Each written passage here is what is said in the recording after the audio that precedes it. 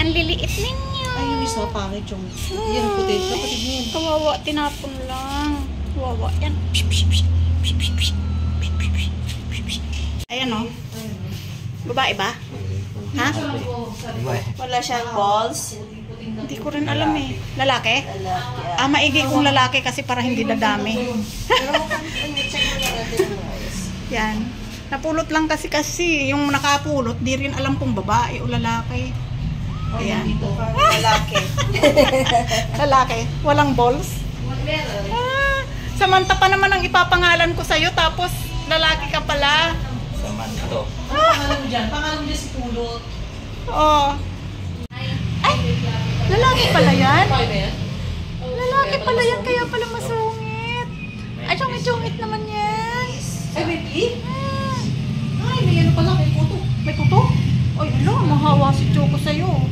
Ay, ang sungit ng mata. Huwag mo akong kalmutin. Gusto kong mata, ang sama ng tingin. Ang sama ng tingin, napapikit-pikit eh.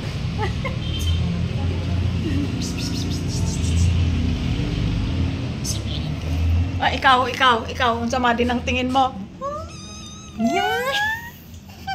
May kuto. May kuto ka. Palibasa, napulot ka lang. Anong tawag dyan? Protozoa po.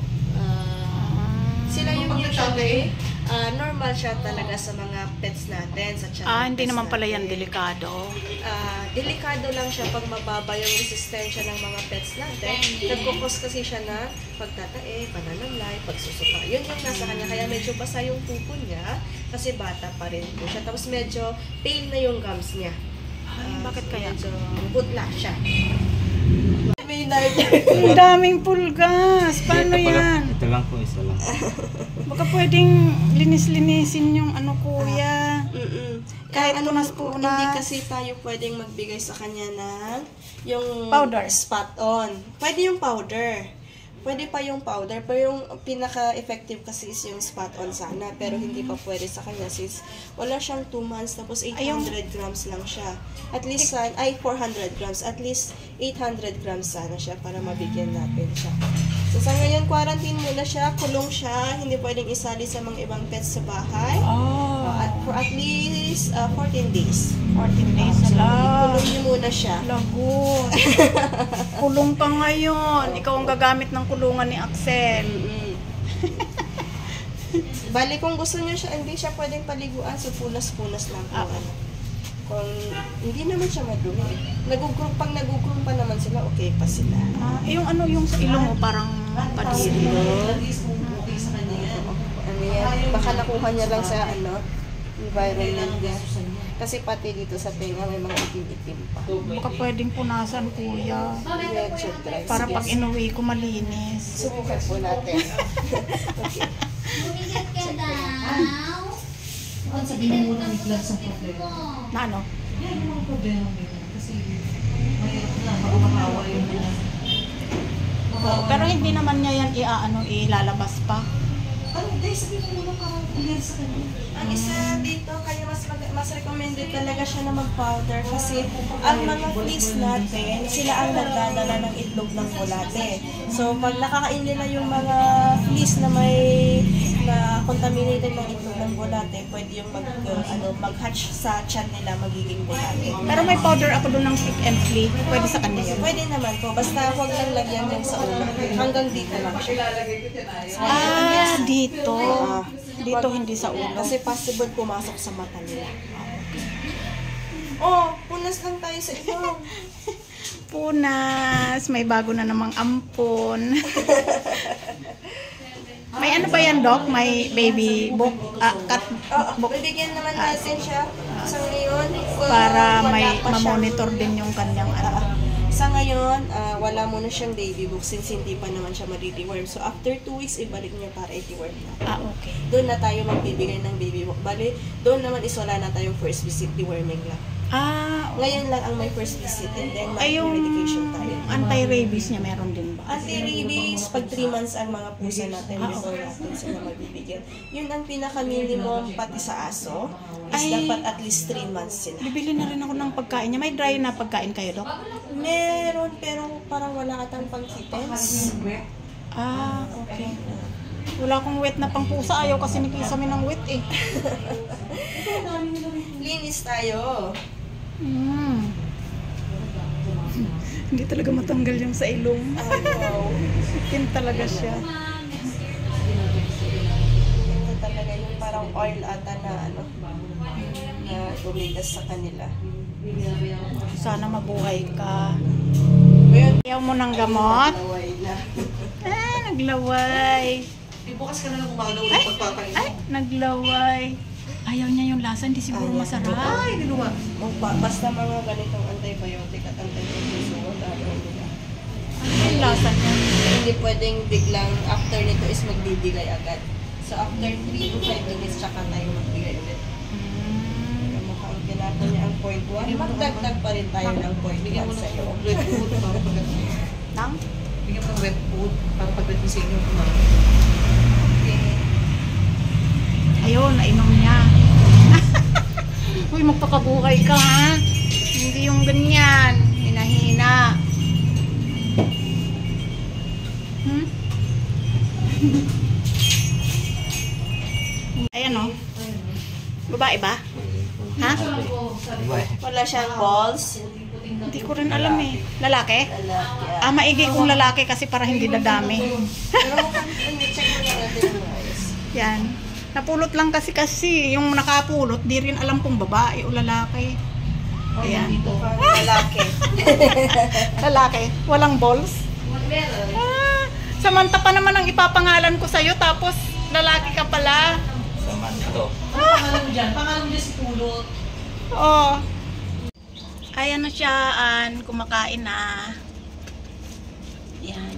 Ang inuman niya, yung inuman ni Axel na kaldero. Ayan, naubos na niya yung pagkain niya, oh. Lakas kumain. Ayan yung binili mong ano.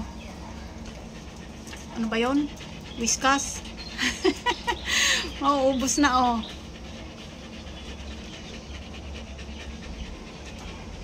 Oh. Lakas kumain. Sana mabuhay. Inggit. Inggit ang mga loko, oh. Inggit. Mga inggitera. Ayan, mga inggitera, oh. Ayan, dyan muna siya sa kulungan ni Axel.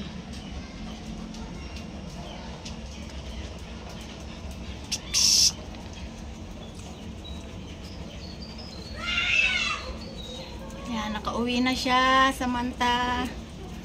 Manta!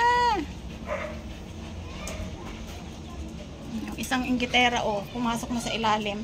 Haba! Lumabas ka nga dyan! Salbahe ka. Pakita mo kay Kisame, dali. Ayaw mo. Hawakan mo kasi yung paa. Para hindi makatakas. Choco! Baba mo doon.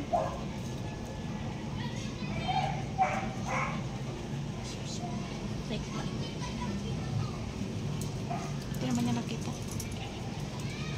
Kisang! Kisang! Ayun, oh. Ayun, oh. Kisang. Oh, Kisang. Suplado. Hindi niya pinansin. Babae ba yan lalaki? Hindi nga mawari eh. Yan. Bagong ampon, pulot. Oy, alis kayo dyan. Naka-quarantine yan. Alis dyan. Gahanap pa, oh. Ano binigyan mo? Whiskas. Choco, alis ka dyan. Yan ang family mo. Anong gusto mong pangalan? Sabi ko Samantha eh, pero hindi malaman kung lalaki o babae.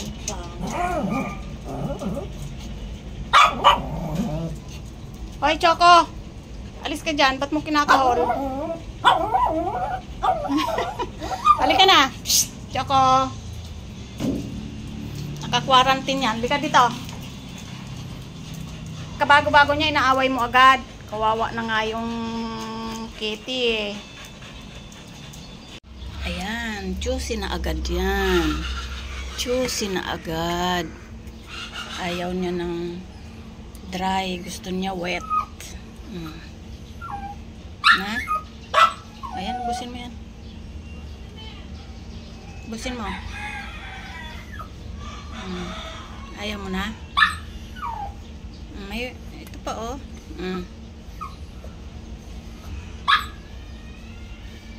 Yan, siya daw si Snowbell. Sabi ng ate, siya si Snowbell. Snowbell! Snowbell! Ang laki ng inggit ni Choco, oh. Snowbell. Hindi niya alam pangalan niya. Snowbell! Yan, unang gabi niya rito. Natulog na siya dito kagabi. Kaso ayaw niya ng dry. Gusto niya wet. Yan. Ano na ang gusto? Nakakalusot siya dito eh. Hindi ka pala kasya dyan. Kakalusot ka dito sa butas. Naglinis na siya oh. Tapos na siyang kumain. So, iinom na siya ng vitamins at pampalusog. Ayan. Inggit na inggit. Nilagay ko ulit yung harang para di ka makalabas dito. Nananakmal yan eh. Bad yan eh. Samantalang sila ate haba friend na o nandyan sa ilalim mo. Lilinis na siya ng kanyang sarili.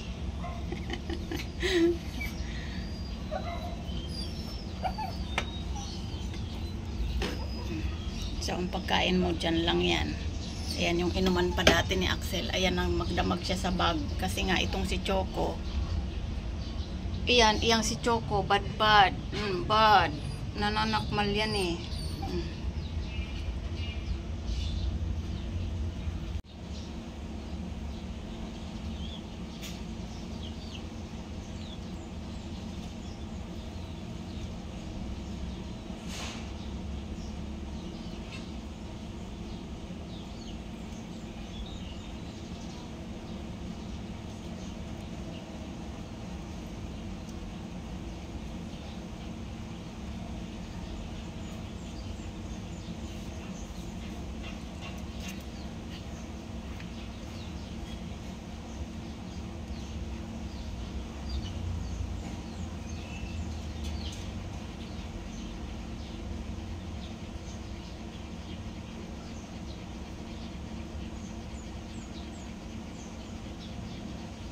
Psst, psst, psst.